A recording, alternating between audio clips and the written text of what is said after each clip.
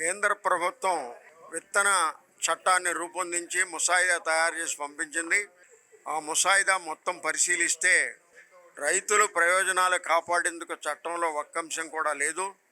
మనం సహజంగా చూస్తున్నాం, నకిలీ విత్తనాల వల్ల, నాణ్యత లేని విత్తనాల వల్ల సర్టిఫికేట్ అవనే విత్తనాలు చలామణి అవుతూ ఉన్నాయి.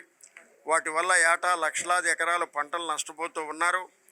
నష్టపరిహారం ఇవ్వక రైతాంగం నష్టపోతూ ఉన్నారు.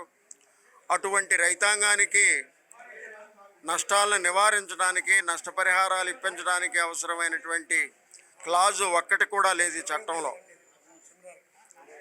ఆ చట్టం మొత్తం చూస్తే ఈ దేశంలో ఉన్న కార్పొరేట్ విత్తన కంపెనీలు, విదేశాల నుంచి విత్తనాలు, జన్యుపరమైన విత్తనాలు సప్లై చేసే కార్పొరేట్ కంపెనీల యొక్క ప్రయోజనాల కోసం ఆ చట్టం చేసినట్టు తప్ప రైతుల ప్రయోజనాల కోసం కాదు. గతంలో రైతు సంఘాలకు హామీ ఇచ్చింది, రైతు సంఘాలతోటి చర్చించి చట్టం చేస్తామని. అది చేయకుండా వన్ సైడెడ్గా చట్టాన్ని పెట్టారు.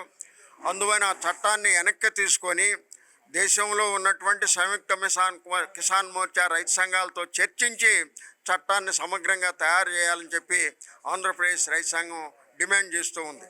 అట్లాగే ఈరోజు పత్రికల్లో అమెరికాతోటి ఫ్రీ ట్రేడ్ ఒప్పందం జరుగుతుందని చెప్పి ఫైనల్ అయిందని చెప్పి వార్తలు వచ్చినాయి.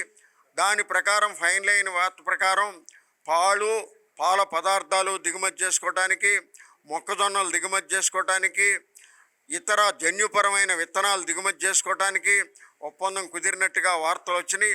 అది మన రాష్ట్రానికి ఆత్మహత్యా సదృశం.